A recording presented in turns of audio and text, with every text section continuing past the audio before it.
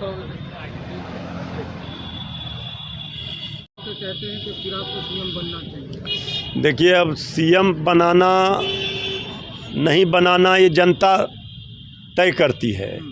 तो श्री चिराग पासवान जी को अगर सीएम बनना है तो फिर ये सब भूमिका नहीं बनाना चाहिए, सामने आना चाहिए, डंके की चोट पर कहना चाहिए, हिम्मत दिखाना चाहिए।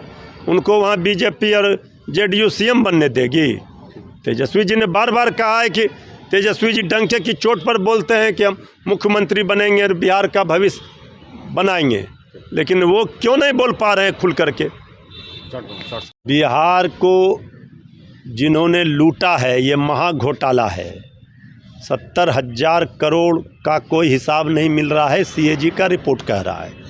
अब लोगों के मन में ये आशंका है कहीं ये तो कारण नहीं है नीतीश जी का फिर से बीजेपी से हाथ मिलाना, क्योंकि जो बीजेपी से हाथ नहीं मिलाते फिर उनके ऊपर जांच एजेंसियां आईटी, ईडी, सीबीआई आती है, और जो हाथ मिला लेते हैं तो फिर इसी तरह से बच जाते हैं। ये 70,000 करोड़ का हिसाब बिहार की जनता मांग रही है।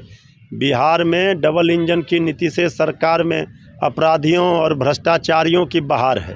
पहले आप लोगों पर आरोप लगते थे घोटाले के। अरे ये तो हम लोगों पर जो आरोप लगाने वाले हैं अब गिरेबान में झांके, आईना सामने रख लें। महा घोटाला 70,000 करोड़ का ये बिहार की जनता की गाढ़ी कमाई को लूट लिया। चिराग पासवान जो है अब सरकार पर ही सवाल उठा रहे हैं। श्री चिराग पासवान जी असमंजस में ना रहें, अब इंतज़ार ना करें, उनको कोई तवज्जो वहाँ नहीं मिल रहा है। एनडीए में सिर्फ फुटबॉल शुरू हो गया है। अगर सचमुच में चिराग पासवान जी को बिहार की बर्बादी पर तरस आ रही है, दुख हो रहा है, शर्मिंदगी फील हो रही है, तो फैसला लें, हिम्मत दिखाएं और जिस बिहार की भलाई की लड़ाई तेजस्वी यादव जी लड़ रहे हैं उसमें साथ आएँ। SIR फर्जी तरीके से कर लिया गया, जल्दबाजी में कई वीडियो वायरल हुए, किस तरह से जल्दबाजी में फर्जी तरीके से फॉर्म भरे गए।